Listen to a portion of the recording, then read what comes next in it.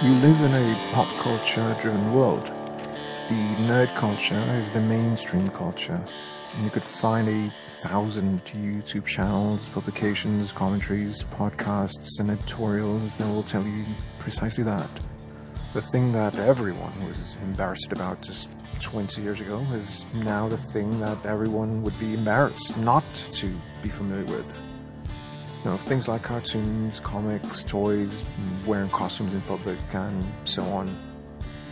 The modern, insatiable need for new and old pop culture material that caused the endless churning out of products and media. Remakes, reboots, readaptations, tributes, and so on. It seems bleak, and one might think that in the near future we would have mined these sources dry, with no more materials to remake or reboot, without shallowing them to the point where only the brand remains, that is. All the potential emotional connections drained or never having had the opportunity to grow in the public's minds.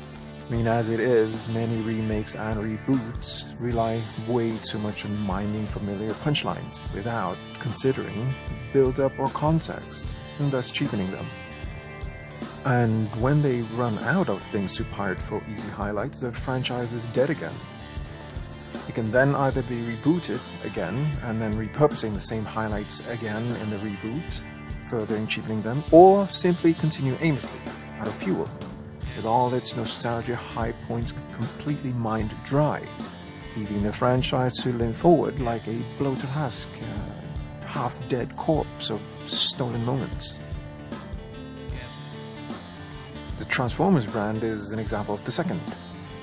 It's an example of how a franchise can be rejuvenated for a brief few years before the audience, or most of the audience, grows sick of the increasingly emotionally hollow, completely forgettable film installments. It started with a bang of freshness, but rapidly used up all the content it looted off the nostalgia-rich sources within 2 films. By the 3rd film, it was ready to be tied up and put to rest for a decade or so before another group of people decide to take a crack at milking that brand familiarity and nostalgia once again. But they didn't do that.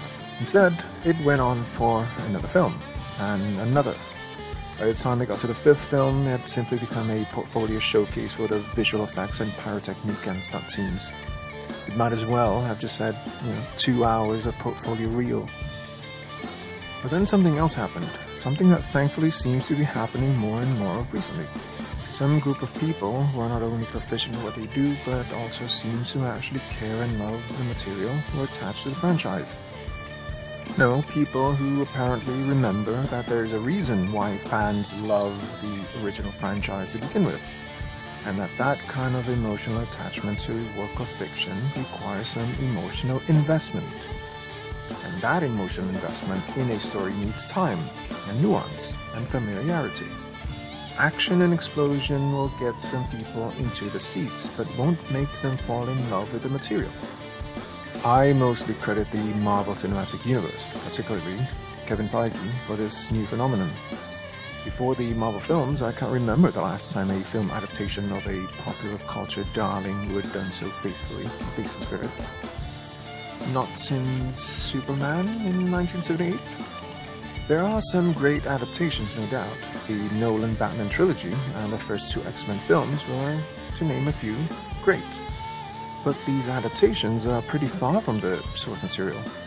Those films were great films, but hardly great adaptations in terms of representation of the source. When adaptations stray far from the source and not be a good product on its own, then it can lead to trouble.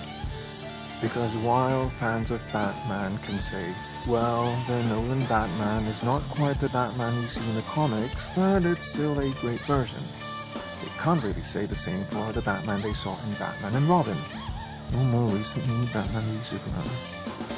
Kevin Feige's MCU figured early on that these source materials come with built-in fans, and there's a reason why we became fans of these items to begin with. The characters, the stories, the looks, and so on. They have invested in these things, some for many years. So instead of alienating them by completely revamping these elements when adapting them, they did the sane and sensible thing. They kept the things that fans liked and built on that. They got filmmakers who can follow this method. Filmmakers who aren't anxious to force their own take on these elements on the audience. And then they infuse emotional depth into it. They give audiences time to get to know the characters and make them seem like real people. And the audiences respond by becoming fans of these films, these characters. 10 years in, it's arguably the strongest brand of pop culture in the world. And others began to take notice of this, that people like it when they're not simply being bombarded by the attention-deficit blast of cinematic confetti. People want to love things, and for fans, they want to love the things that they've been a fan of. So we get more and more of these remakes and adaptations, which are not only more faithful to the source, but which are injected with more humanity and emotions and characters. CW's Arrowverse with The Flash, Arrow, and Supergirl are doing this. The recent adaptation for Stephen King's It did this. And of course, Marvel's Netflix series were doing this as well. I count it as different from the MCU, since although it takes place in the same universe, it's not under Feige. And when they do this, their fans respond well, and love is cultivated. And now here we are at Bumblebee.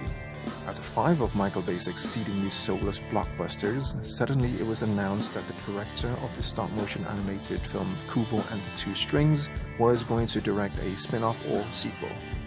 And for those of you who haven't seen Kubo, go watch it. It's a nice fairy tale story about a boy who went on an adventure with a monkey and a samurai beetle.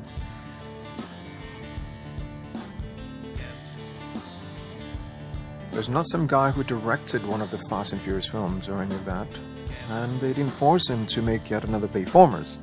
Instead, Bumblebee is scaled down considerably.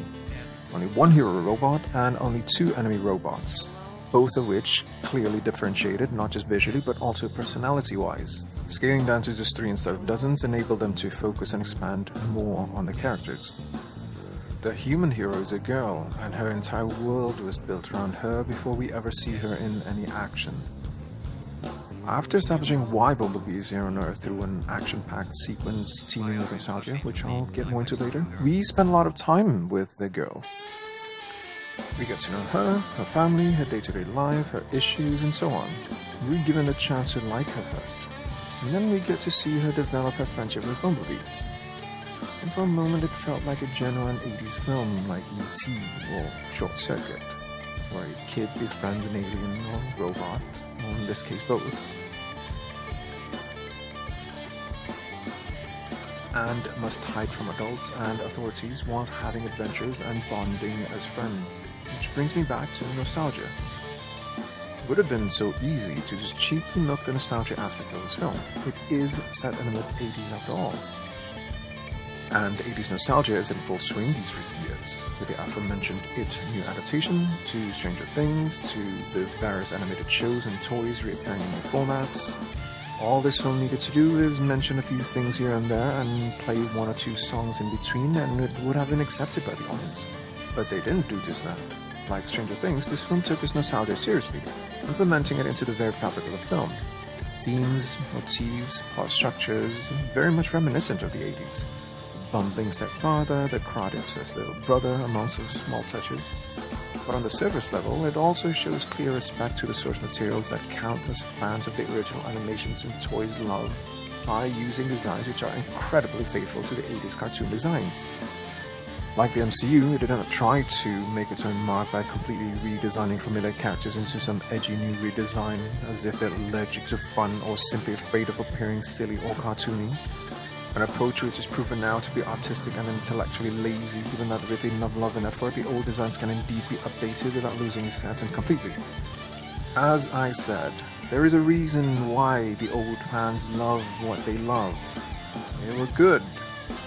So after spending the entire whole opening series of scenes showered with these tributes to the original series, I, as an audience as well as a fan of the old series, felt like I was in good hands right off the bat. I felt that the filmmakers loved this at least as much as I do, and have shown enough to kind of prove that they respect it. This is nostalgia done right.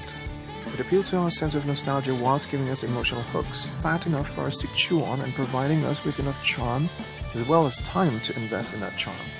Building love.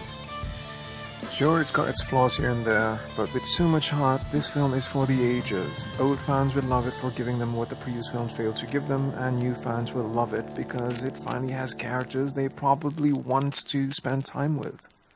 Watch this film.